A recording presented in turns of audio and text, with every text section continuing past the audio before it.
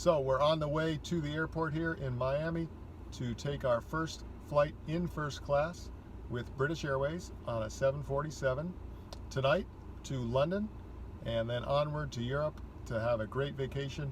We're excited to give you a lot of trip reports, starting of course with this flight. I took a little preview flight there a few weeks ago.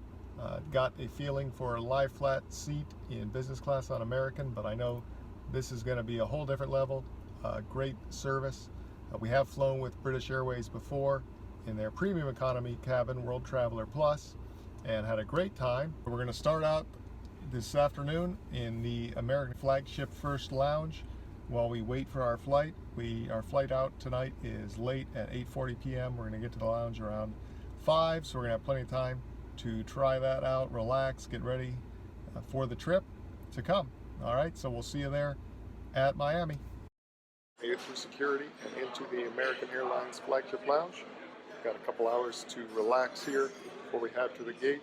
The all-new Flagship Lounge opened earlier this year and is available only to business and first-class passengers on international travel from Miami. The lounge encompasses a massive space with seating areas, bars, and buffet, all very modern. The ultra-premium Flagship First Dining with a la carte menu is reserved only for first-class passengers flying on American metal. Our British tickets did not qualify. However, the buffet quality was high. In particular, the carved beef station was excellent.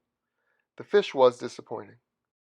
There are many areas of the lounge, from a dedicated quiet space, computer workstations, and a live TV theater viewing, all set above the regular terminal for an easy walk to most flights when it comes time for departure. Even on this busy weekend evening flight, there were entire empty rooms of the lounge available for use. Shower facilities are also provided, however we did not require them. We had a moment of concern about delays as the afternoon Miami rain set in. However, they passed quickly, revealing a beautiful rainbow and a funny opportunity to watch Irish flag carrier Aer Lingus land right under the rainbow. Then it was time to depart for the gate in remote Terminal E. We got a quick peek at the nose windows we will be sitting behind in this Queen of the Skies before we descended to the gate. This was an awful basement terminal, no windows, with only a single pair of one-room restrooms. However, we were able to get on board quickly. It is such an amazing opportunity to turn left on the 747 while this marvel is still in the skies. Being among the only passengers in the sky, sitting forward of the pilots, is a thrill whose days are numbered.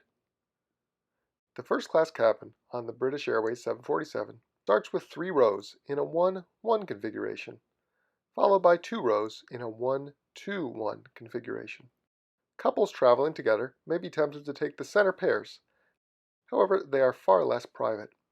The first row pair is ideal, however it is reserved for the airline's elite status flyers, making our selection in 2A and K the best available choice, with only aisle between us. First class on BA features an open suite concept. It does lag behind the latest products in the sky, but with unique British touches, like this double-stitched throne design. Adjustable reading lamp and ultra-cool power window shades are other highlights. All controls were centralized to this panel, including a unique wheel to adjust the seat, which turned green when in approved takeoff and landing position. In-flight entertainment was controlled via remote and touch screen. I must note it was impressive how clean and well kept this cabin was for its age. A dedicated power port is provided, but it is not accessible in the lie flat position. A powered USB port on the in-flight entertainment screen will serve to charge your devices overnight. Immediately upon boarding, we were presented with a bundle full of goodies, including a blanket, headphones, Liberty of London branded men's and women's amenities kit, slippers, and pajamas, as well as the evening's menu and champagne. I must applaud BA's first-class team service. Advanced ordering is not available on flights from Miami. However, the web team gladly emailed me a copy of the menu early upon request. This ended up being excellent, as the meal choices were taken on the ground, and I was still excited exploring my seat when it was time to order. As to be expected with first class, on-demand dining is available, with multi-course, individually plated menu, and in this case, a full breakfast. Note British Airways does not offer caviar in their first class service. The amenities kit consisted of the typical essentials, dental and shaving kit, as well as deodorant, lip balm, skin cream, hairbrush, and a First branded eye mask, socks, earplugs, and a cool collectible First branded pen, all in a stylish case. After the typical comedic safety video, it's time to sit back, sip champagne, as we taxi to depart Miami towards London Heathrow on a just under 8-hour flight this evening. Cabin lights are dimmed for taxi and takeoff, leaving only this calming mood lighting, setting the tone for a special journey in the sky as we leave out over the lights of Miami into the Atlantic Ocean. With the cabin tonight only about half full, and most of the passengers electing to go straight to bed once airborne on this late flight, service levels were phenomenal, starting with drink orders immediately after takeoff. There was a lack of dedicated storage and workspace areas, but this was assisted by dedicated overhead locker for each seat and a massive tray table when deployed. The large swing-out in-flight entertainment screen was clearly dated and low resolution. There were plenty of entertainment options available, but I did not make much use of it for this flight. However, it would have been disappointing on a daytime flight and is in need of updating. The cheerful flight attendant returned quickly with cold nuts and my quintessentially British gin and tonic. I tested out the headphones, and they were of decent, if not exceptional quality. One thing that drew us to British Airways in particular for this flight was the availability of buddy dining. The ability to sit across from one another at an almost full-size restaurant table and eat a full meal at 35,000 feet was phenomenal. It makes you forget you're even on an airplane, and it more than made up for not sitting side by side, traveling as a couple. I will note that the buddy diner must be fairly petite to be comfortable. I sat in the seat to try it out, and while I did fit, it was not optimal. Usually on a plane, I'm happy just to have real glass and metal utensils. This was far beyond. After the full table service was set, we were presented with a small starter. Simple, but excellent, which disappeared quickly. The appetizers were the real high point of the meal. Grace's soup was excellent, and if the scallop dish I had been served was given to me in a restaurant, I would return just to have it again. Things did not go as smoothly for the main course. The wrong dish had been prepared for Grace. I ordered the beef, which looked great, but unfortunately had been very overcooked. We shared the incorrect dish they brought Grace, as well as the correct dish when it came out. They were both okay, but bland and not memorable. We obliged with dessert, but were truly exhausted and ready to prepare for bed by this late hour and with full stomachs. The cabin crew efficiently converted our seats into beds with mattress pads and comforters as we changed into our pajamas. Now this is a way to cross the ocean in style. Definitely hard to go back to sleeping in an airline seat after this. Having a wonderful time, really enjoying this. It's a great experience. So glad to have done it. Alright, now we'll change into some pajamas and get ready for bed. Cozy. Just the seemingly routine act of going to the lavatory, getting ready for bed, putting on pajamas, and returning to a dim cabin with a fully made bed makes all the difference in the world for traveling in comfort. I am finishing this video months after the flight, and it sticks with me as an experience I cannot wait to try again, and if I never get to have again, will not forget. It has certainly spoiled me for long-haul flying the rest of my life. One of the things that separates first from business class in my mind is a fully open bed without any confined foot cubby.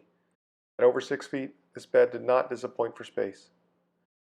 As I have mentioned in previous videos, I'm not a big sleeper on airplanes, but after just a few minutes lying in the dark, wondering if I would have any trouble getting to sleep, it seems like seconds passed and I was waking up to a bright new day and other passengers stirring, having gotten a good 4.5 to 5 hours of sleep. The mood lighting was changed for morning, and I stayed lounging in bed through a turbulent period, watching a little video and coming back to life. The power shade system never did get old.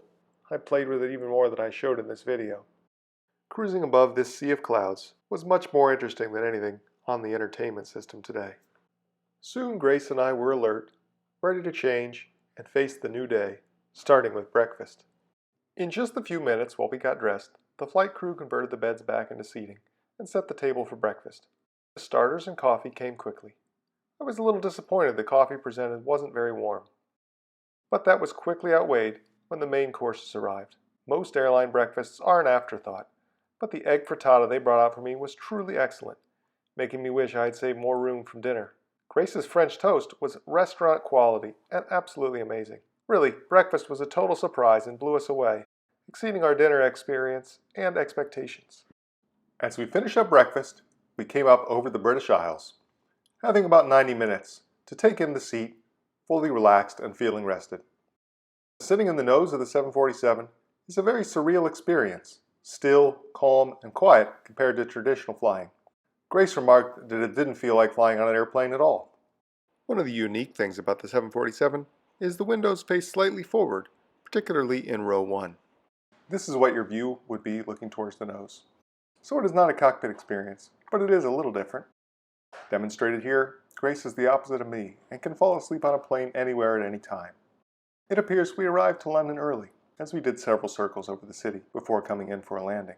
London has a reputation for poor weather conditions, but we were treated to a beautiful bright day and clear visibility of the city and the countryside. So enjoy the views as we come in for a landing at London Heathrow. Altogether, doing this flight really conquered jet lag for us. As leisure travelers, the ability to make the flight itself part of your vacation and to arrive better able to immediately enjoy your travels is worth every penny or point. I will share that my strategy on this trip was to have the more exciting flight on the overnight crossing and return in premium economy. Going forward, I would likely pursue the least expensive flatbed for the overnight and then take in the more exciting flight on the daytime return when there is more time to soak it in. I would be remiss not to mention again what a great time we had with our cabin crew. They seemed genuinely excited that we were having our first experience. Glad to assist in making it memorable, and left both of us cards with handwritten notes thanking us for the chance. We know that objectively there are more over-the-top luxurious first-class experiences out there, which we aspire to test, but we do not regret our BA experience. Thank you for joining us on our first-class flight with British Airways. This was a great experience and fulfilled a long-time goal of mine to fly a transatlantic premium cabin flight. I'm glad to have done it and to be able to share it with this channel as an outlet. I do hope to be doing more flights like this in the future and share those travels with you. This is just the beginning of this trip. So many more videos on land and air will follow. I look forward to hearing how you like this video, the content we have coming to this channel, and what you'd like to see in the future. Please remember to like, share, comment, and subscribe to this channel so you can be notified when our next video posts. Next time on Gilbert Travels, we will explore the many premium One World Lounge choices afforded to transit passengers at Heathrow Terminal 3. So look forward to that.